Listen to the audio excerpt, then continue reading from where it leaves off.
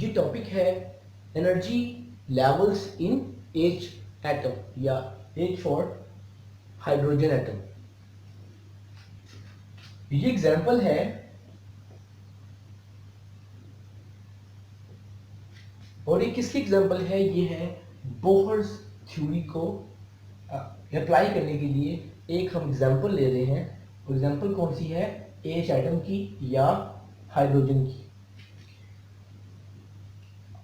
ये हमने पढ़ा था कि बोहर्स एटॉमिक मॉडल के मुताबिक जो ऑर्बिट्स हैं या शेल्स हैं उनका नाम क्या था, एनर्जी लेवल्स या एनर्जी शेल्स। और ये नाम क्यों दिया गया, क्योंकि हर ऑर्बिट या शेल जो है वो एक खास एनर्जी के साथ एसोसिएटेड है, एक खास एनर्जी वैल्यू के साथ एसोसिएटेड है और उस ऑर्बिट की एक खास एनर्जी है। तो हम क्या करेंगे, हम एप्लीकेबल जो है वो एलिमेंट जो है वो यूज करेंगे या हाइड्रोजन को एज एन एग्जांपल जो है हम यूज करेंगे टू अप्लाई बोहर्स थ्योरी। जो ई एन है मतलब ई फॉर एनर्जी और एन फॉर ऑर्बिट नंबर, और यहाँ हमने जो है वो एन जाहिर किया है। n1 mean 1, n equal to 1, n2 n3 n4 n5 और ये 5 जो हैं वो डिफरेंट ऑर्बिट्स हमने शो किए हैं हाइड्रोजन के। तो En या जो एक खास एनर्जी लेवल की एनर्जी है वो इक्वल है -1312 डिवाइडेड बाय n स्क्वायर, और उसके आगे जो है इसका यूनिट जो है हमने लिख दिया है एनर्जी का। अब यहाँ दो बातें हैं, माइनस का साइन क्यों लगाया हुआ है हमने साथ, या नेगेटिव का साइन क्यों लगाया हुआ है, और जो n है वो क्या चीज है। जो n है वो है शेल नंबर, और माइनस का साइन बताता है कि ये वो एनर्जी है जो कि हम इस्तेमाल करते हैं टू अनबाउंड एन इलेक्ट्रॉन या इलेक्ट्रॉन को न्यूक्लियस के अट्रैक्टिव फोर्स के सर्कल से बाहर निकालने के लिए। मिसाल के तौर पर ये एटम है आपके पास और आपको पता है कि हाइड्रोजन में एक इलेक्ट्रॉन, एक प्रोटॉन और न्यूट्रॉन कोई नहीं होता। तो मिसाल के तौर पर आपके पास एक इलेक्ट्रॉन बाहर पड़ा हुआ है without any influence of attractive force of any nucleus, यानी कि ये इलेक्ट्रॉन जो है वो किसी इंफ्लुएंस में नहीं है किसी भी न्यूक्लियस की अट्रैक्टिव फोर्स के, ये बिल्कुल फ्री स्टेट में पड़ा हुआ है। सपोज किया तो कन्वेंशनली इसकी एनर्जी है 0 किलो जूल पर मोल।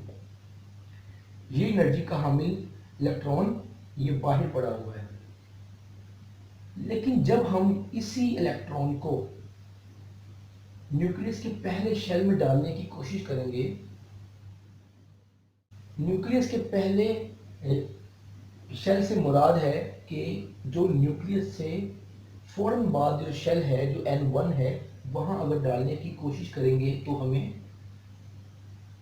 -1312 किलो जूल पर मोल जो एनर्जी है वो इसमें से निकालनी होगी। और ये क्यों कह रहे हैं हम, हमने एक बात सीखी थी कि जो शेल न्यूक्लियस के ज्यादा करीब होगा उसकी एनर्जी ज्यादा कम होगी या कम होगी, जो ज्यादा दूर होगा उसकी एनर्जी ज्यादा होगी। तो एक इलेक्ट्रॉन जो बाहर फ्री स्टेट में पड़ा हुआ है और जिसकी conventional energy 0 kilo joule per मोल है, उसमें से अगर हम या ये कह लें कि उसको अगर हम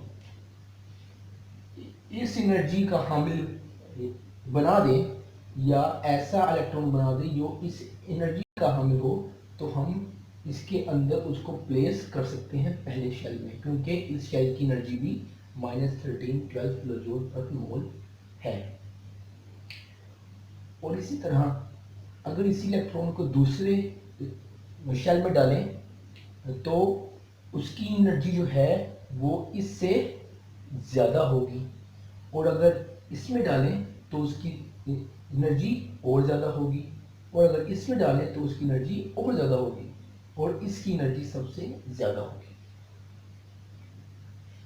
तो इससे जो वाज़ेह हुआ कि जब हम एक इलेक्ट्रॉन जो कि फ्री स्टेट में बाहर पड़ा हुआ है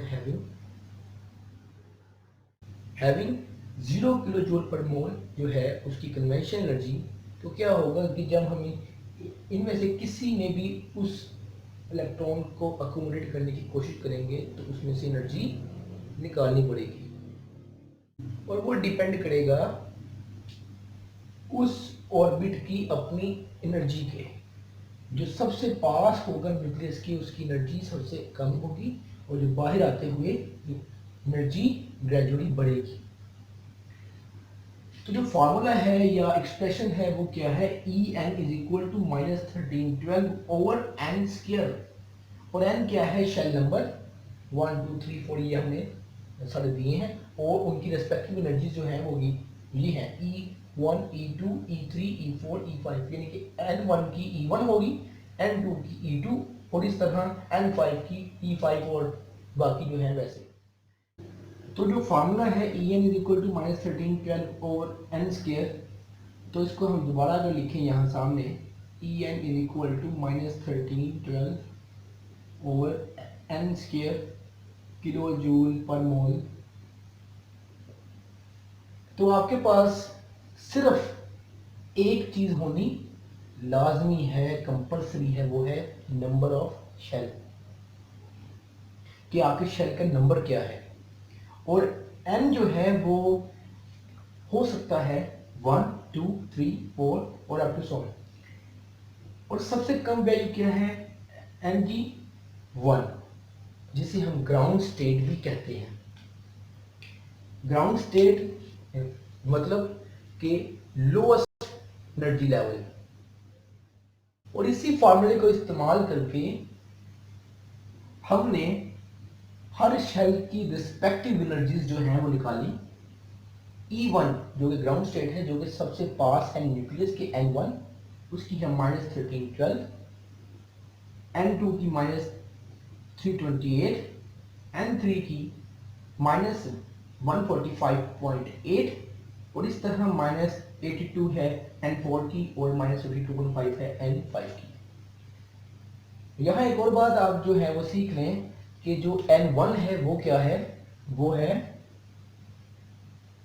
K शेल, जो N2 है वो है L शेल, जो N3 है वो है M शेल, N4 N और N5 O शेल। यानी कि आपके पास 5 डिफरेंट शेल्स की रिस्पेक्टिव एनर्जीज जो है वो आ गई सिर्फ एक फार्मूले से, और ये फार्मूला जो है वो किस पे एप्लीकेबल हुआ, हाइड्रोजन पे।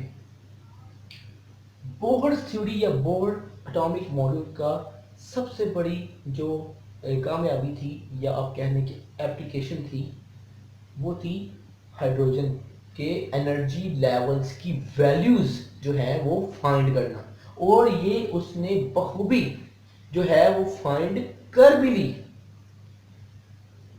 बोहर ने हाइड्रोजन पे जो है वो अपना एटॉमिक मॉडल बिल्कुल सही तरह जो है वो साबित कर दिया, या आप कह लें कि हाइड्रोजन इस एटॉमिक मॉडल पर पूरा उतरा। ये टॉपिक है defects in Bohr's atomic model. जैसे रदरफोर्ड में कुछ डिफेक्ट्स थे, या आप कह लें कि रदरफोर्ड एटॉमिक मॉडल में कुछ डिफेक्ट्स थे, इसी तरह बोहर्स एटॉमिक मॉडल भी डिफेक्ट्स से खाली ना था, और इसमें भी डिफेक्ट्स थे जो कि इस जो है मॉडल को वो थ्योरी बनाते हैं, ला नहीं बनाते। यानी थ्योरी इस तरह बनाते हैं कि इसमें भी कुछ फ्लॉज थे, चूँकि ये बड़ी अच्छी साबित हुई थी लेकिन फिर भी ये नामुकम्मल थी और कई चीज़ों को बयान ना कर सकी। जो डिफेक्ट्स हैं, सबसे पहला डिफेक्ट है applicable to mono electronic systems only. अब मोनो इलेक्ट्रॉनिक सिस्टम कौन से होते हैं? ऐसे एटम्स जिसमें सिर्फ एक ही इलेक्ट्रॉन हो। बोहर का एटॉमिक मॉडल सिर्फ उनको ही एक्सप्लेन करता है जिनमें सिर्फ एक ही इलेक्ट्रॉन होता है, जैसे कि हाइड्रोजन। और आपको पता है कि हाइड्रोजन में सिर्फ एक ही इलेक्ट्रॉन था। और अगर आप किसी और सिस्टम की बात करें तो अगर हीलियम में से एक इलेक्ट्रॉन जो है वो निकाल लिया जाए तो वो He+ आयन बनता है। तो ये हीलियम आयन पर भी एप्लीकेबल है। या कह लें कि लिथियम 2+, अगर आप लिथियम में से 2 इलेक्ट्रॉन निकाल दें तो ये लिथियम पर भी एप्लीकेबल है। तो इससे जाहिर ये होता है कि ये जो मॉडल है, जो बोहर का एटॉमिक मॉडल है, वो सिर्फ मोनो इलेक्ट्रॉनिक सिस्टम या मोनो इलेक्ट्रॉनिक एटम्स पर ही एप्लीकेबल था। और जो कॉम्प्लेक्स एटम्स हैं या जिनके इलेक्ट्रॉन्स एक से ज़्यादा हैं, ये उन पर एप्लीकेबल नहीं था और ये वहाँ जाके बिल्कुल फेल हो जाता था। ये है फर्स्ट डिफेक्ट या लिमिटेशन। दूसरा डिफेक्ट क्या था? Orbits are elliptical. According to Bohr या बोहर के मुताबिक जो ऑर्बिट से या जिनको वो एनर्जी शेल या एनर्जी लेवल कहते थे, वो सर्कुलर थे या आप कह लें राउंड थे, गोल थे, जैसे ये बनाया हुआ है गोल या सर्कुलर। लेकिन मॉडर्न जो रिसर्च है वो कहती है कि वो एलिप्टिकल इन शेप होते हैं या फिर आप ये कह रहे हैं कि बेज़वी होते हैं। या अगर मैं बनाऊं तो कुछ ऐसे होते हैं, यानी कि बेज़वी होते हैं, गोल नहीं होते, सर्कुलर नहीं होते। यानी ये दूसरा डिफेक्ट भी सामने आ गया बोहर का कि वो सर्कुलर बिल्कुल नहीं थे, वो एलिप्टिकल थे। जो तीसरा डिफेक्ट था वो क्या था? न्यूक्लियर स्पिन के बारे में था वो। अकॉर्डिंग टू बोहर जो न्यूक्लियस है किसी भी एटम का वो स्टैटिक है, यानी जो न्यूक्लियस है वो स्टैटिक है या आप कह लें कि साकिन है, वो मूव नहीं करता, वो अपनी जगह पे बिल्कुल जो है वो साकिन रहता है, जामिद है, वो मूव नहीं करता किसी भी तरह से, वो जो है वो मूव नहीं कर सकता। ये बोहर ने कहा।